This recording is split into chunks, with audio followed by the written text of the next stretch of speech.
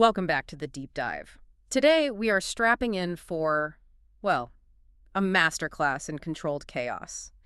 It's a psychological thriller that uses deceit, memory or lack of it, and literary ambition as its main weapons. That's right. Our sources today are all centered on one very tightly wound novel, Alice Feeney's Rock, Paper, Scissors. And this isn't going to be just a plot summary. What we're doing here is really extracting how a marriage can be warped, and I mean completely warped, by ambition and secrets. It's all about how a relationship built on, really, a foundation of sand was just designed to collapse from the very beginning. Exactly. And the source material is so well structured for this. It's got these alternating narratives from the husband, Adam, the wife, Amelia, and then eventually this mysterious third person, Robin. And all of that is woven together with these secret anniversary letters that span a decade. It's a brilliant structure. Before we jump in, we should probably frame the author a little bit. Oh, absolutely. Alice Feeney, she's a New York Times bestseller, and she's known for these huge, unpredictable twists. She was a BBC journalist for 15 years, and you can really feel that. There's a surgical precision to her plotting. Yeah, you can tell. And the critics loved Rock, Paper, Scissors. I mean, they were calling the writing stiletto sharp, compulsive, and brilliantly twisted. Ultra. So our mission today is to follow this disastrous anniversary trip.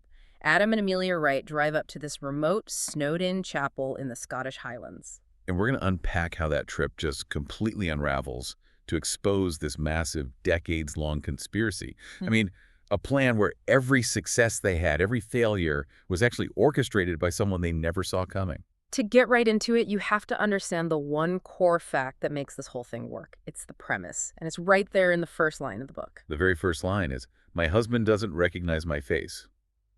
Adam has a condition called prosopagnosia. Face blindness. Exactly. Face blindness. Okay, let's unpack this right away, because this is the Chekhov's gun of the whole story, isn't it? It's not just some character quirk. Not at all. It's the engine.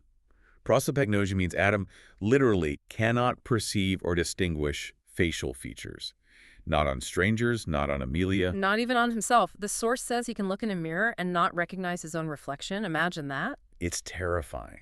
And it creates this incredible amount of social anxiety, which is a huge part of why they're so isolated. You know, he could be at a huge film premiere for one of his own scripts. Right. And he just feels completely adrift. He can't place anyone. So it forces them into this very strange, codependent bubble where they are, as the book says, together but apart. And this dependency, it shapes their whole sensory world, doesn't it? Adam has to learn to recognize his own wife using completely different cues. Precisely. Amelia states that he knows it's her from the smell of my perfume, the sound of my voice, the feel of her hand in his. Which makes their marriage so incredibly vulnerable. If any of those markers change, what happens? The recognition just fails. Exactly. Yeah. This non-visual way of seeing the world is so key to understanding his paranoia later on. And, of course, his ultimate inability to identify the one person who's been haunting him his entire life. What I found really chilling was Amelia's own take on his condition. She admits that sometimes Adam's curse can be a blessing. A blessing how? Well, she sees him as being shielded from time, from vanity, because he can't see faces. He can't see how much older she looks now or notice the infiltration of gray in her hair. So it shields him from her aging. But it also shields him from her true self. It's the perfect setup, really, for a marriage that is built on a lie. If you can't visually verify someone's identity, that door is just wide open for manipulation. And you can feel the strain in their relationship right from page 1 before the trip even starts. Oh, yeah. Amelia sees this trip driving their ancient Morris minor traveler from London all the way up to Scotland in the middle of a February snowstorm. Which sounds miserable. It sounds awful. But she sees it as their last chance to fix things. But Adam hates long journeys. He hates old cars. Amelia knows this. The moment they set off, he's muttering that he told her it was a bad idea. So you know immediately that while she's pushing her last chance agenda, he has his own separate plan. He's just enduring this trip, waiting for something else to happen. What's his escape? It's his job, right? Always. Yes. He's a successful screenwriter, won a BAFTA years ago for adapting novels. He calls his job his favorite drug, an escape from reality. And Amelia has a name for it. She calls him a writeraholic. A writeraholic, Yeah. yeah. She says he has love affairs with their words, which tells you everything you need to know about where his real emotional investment is. It's not with her. And that obsession, that focus on other people's stories, is exactly what makes him so blind to the reality of his own. Which is the perfect lead into the real heart of this story. The secret history contained in Amelia's anniversary letters. Right. This secret chronicle. Let's dig into this archive because these letters, one for each year, based on the traditional wedding gift themes. Paper, cotton, leather. Exactly. They document all the big milestones, but more importantly, they document all the betrayals that Adam has no idea about. This is the true story of their marriage. So let's start at the beginning. Year 1, paper, 2008. They're living in a tiny basement flat in Notting Hill. Amelia works at Battersea Dog's home. And she prefers the four-legged creatures to people, which is an early clue, I think, about her own anxieties. The story of their proposal is so important for what comes later. It's all about this Labrador puppy, Bob. Right, who she found abandoned in a shoebox. She gets attached, is devastated when he's about to be adopted. Only to find out the adoption is a setup. The puppy's name tag says, "Will you marry me?" It's very sweet. And the engagement ring was his mother's sapphire, which is a really poignant detail. And they seal the deal with a game of rock, paper, scissors. Adam says, "So just to clarify, if I lose, it's a yes." And her scissors cut his paper, just like she says they always do. For her paper-themed gift, she gives him an origami crane for luck. He slips it into his wallet, a perfect little sentimental object. But, and this is a huge but, that very first letter contains the first big secret. It's an act of narrative choice. What do you mean? Amelia reveals she found Adam's secret, unpublished screenplay. And what's it called? Rock, paper, scissors. Of course! It was a dark and twisted love story about a man who writes a letter to his wife every year on their anniversary, even after she dies. Wow. Okay, so she found his story. And it inspired her to start writing her own secret letters to him. It's this tragic inversion, isn't it? She's creating the chronicle of their real marriage based on his dark, fictional obsession. That is just layers upon layers. Okay, so moving to year 2, Cotton 2010. The word of the year is growlery, a place of refuge. This is when Adam's career takes off and he buys her this huge, derelict Victorian house in Hampstead. A fixer-upper with a distinctive turquoise door. The house is a symbol of his success, but it's also where their personal life starts to fall apart. This is when they're struggling with infertility, with IVF. So the house, the growlery, becomes her refuge from that pain, from the dream of a family that's not happening. And that trauma just deepens into year 3. Leather, 2011.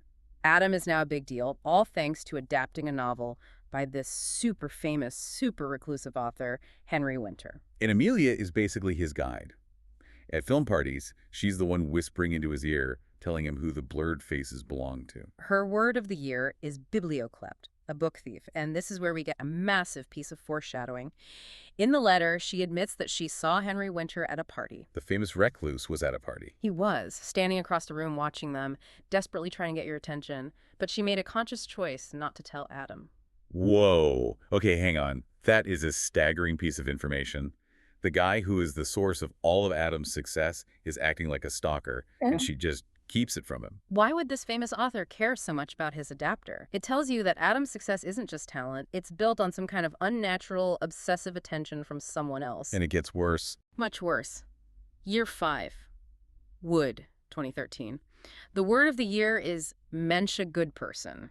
The pain of failed IVF and a really devastating miscarriage has just fractured them. And for the wood theme, he gives her a magnolia tree for the garden. A nice gesture, but the emotional distance between them is huge now.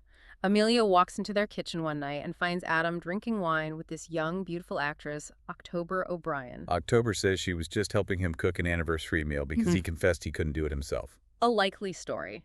But this is where Amelia's jealousy and sense of being abandoned really come through. She writes to Adam in the letter, "I spent my ambition on your dreams instead of my own." Oof.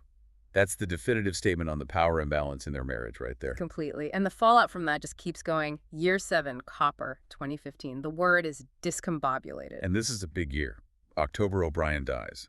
A suspected suicide. Right. And that cancels the TV series plans for Rock, Paper, Scissors, which is a huge blow to Adam. He's grieving, and he ends up traveling with Henry Winter to a premiere in the U.S. Leaving Amelia feeling totally isolated.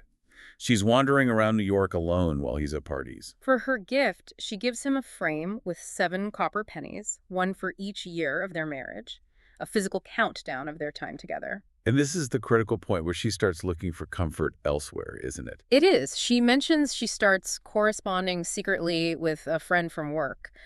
After Adam insults her, says she doesn't have a life of her own, this friend texts her saying they miss her, sends a kiss emoji. So this is more than just a casual chat. It's an emotional affair, at least. She's finding validation outside the marriage, while she's documenting its death inside these letters.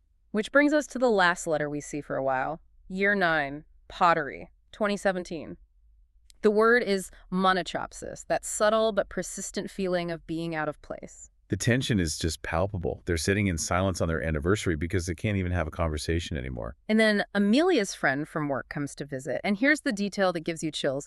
This friend, who started as a mousy brown volunteer at the shelter, has now dyed her hair blonde and styled it straight. She looks remarkably like Amelia.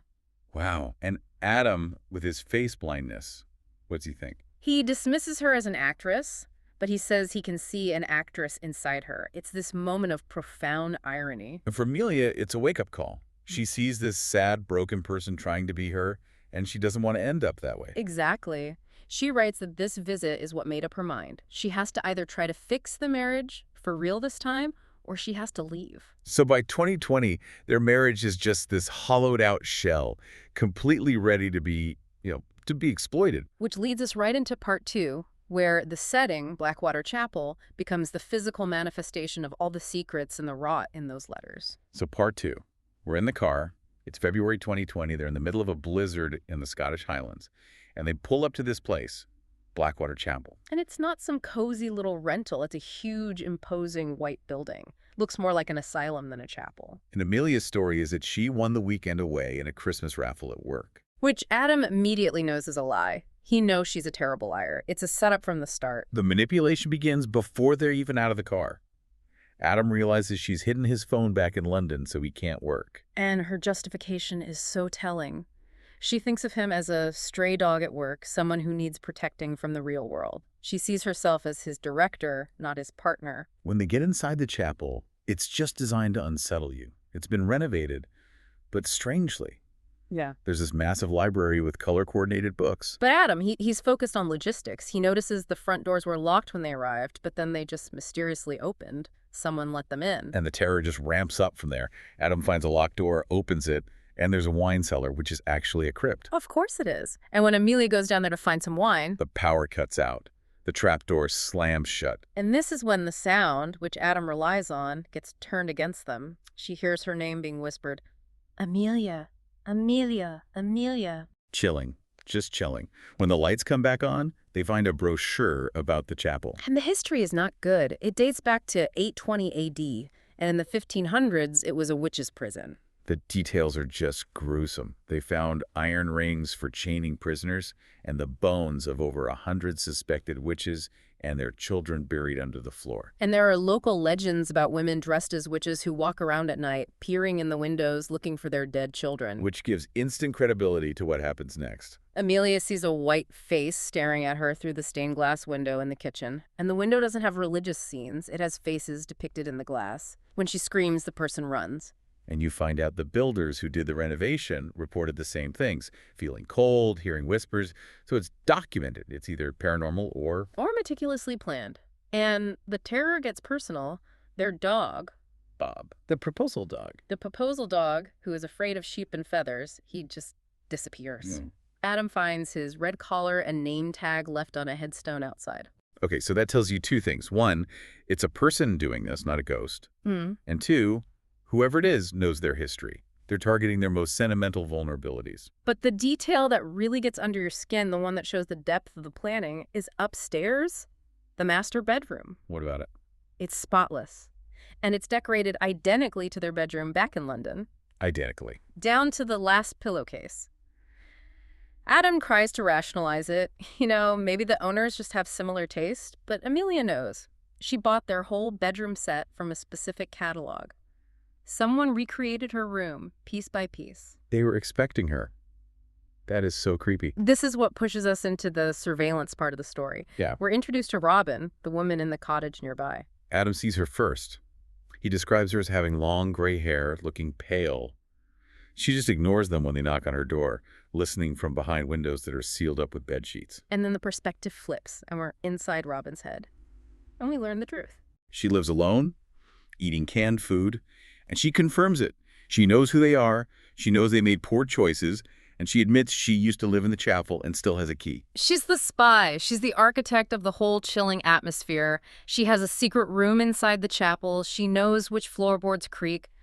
She's been moving around them the whole time, planting evidence. She even saw them find things she planted, like candlestick holders that still have the price tags on them. So they were just props. And when Amelia, in desperation, pushes a note under Robin's door asking for help and offering a reward for Bob, Robin reads it, crumples it up, and throws it in the fire. And she thinks to herself, I won't be bought. Her agenda is so far beyond money. this whole elaborate setup, the isolation, the personalized terror, it just makes the reveals in Part 3 land with such a massive impact. We go from a horror story to a full-blown criminal investigation. Exactly. This is the inversion. Adam, being the writeraholic he is, gets drawn to what he thinks is Henry Winter's writing study in the chapel. He recognizes it from a magazine article. It's got Agatha Christie's antique desk in it. He thinks his literary hero is still alive, maybe living nearby. But then he goes outside. And he finds the grave. Henry Winter, father of one, author of many, 1937 to 2018. And his whole world just collapses. Henry Winter has been dead for 2 years. Which means he couldn't have delivered that new book in 2019. He couldn't have been on the phone with Adam. Someone has been ghostwriting his work, publishing under his name, and directing Adam's career this whole time. The staging in the study suddenly becomes terrifying. Okay. In the drawers of that antique desk. He finds Amelia's anniversary gifts, all of them. The paper crane, the bronze rabbit, the copper pennies, the pottery mug. Someone has been collecting the evidence of their marriage. And then there's the last item. A jack-in-the-box. But it's been customized. It now reads Adam in the box, and its eyes are missing. A grotesque direct reference to his face blindness. It's a threat. And Adam finally puts the pieces together. The chapel belonged to Henry Winter. It was his Scottish hideaway. The raffle were a lie to get them here, to this specific place, to find this evidence. Which leads him to the biggest reveal of all. Robin's identity. He's trying to make sense of it, and he remembers that Henry's laptop password was his daughter's name. Robin. Robin is Henry Winter's estranged daughter, and she's also Adam's ex-wife. The woman he divorced, who disappeared 2 years ago, she's the one who's been watching them. The sources fill in her backstory. She ran away from home at 18, only came back when Henry called to say he was dying. He was this monstrous man, incredibly controlling. And he actively suppressed her own creativity. Yeah. When she was a kid and tried to write fiction, he made her write lines as punishment. I must not tell tales.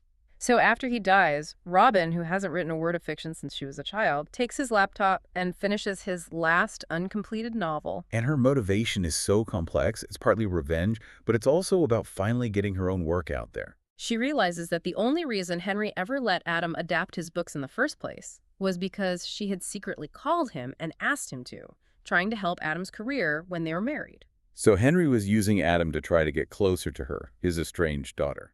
By writing under her father's famous name, Robin could finally publish her own stories, knowing her talent was being recognized even if it was under his name. It's all about narrative control. She's been writing the story of Adam and Amelia's marriage all along, first as a spy, now as the true author of this whole crisis. Which brings us to the final, fatal piece of evidence, the Year 12 letter. Year 12, Silk, 2020. This is the letter Robin writes, intending for Adam to find it.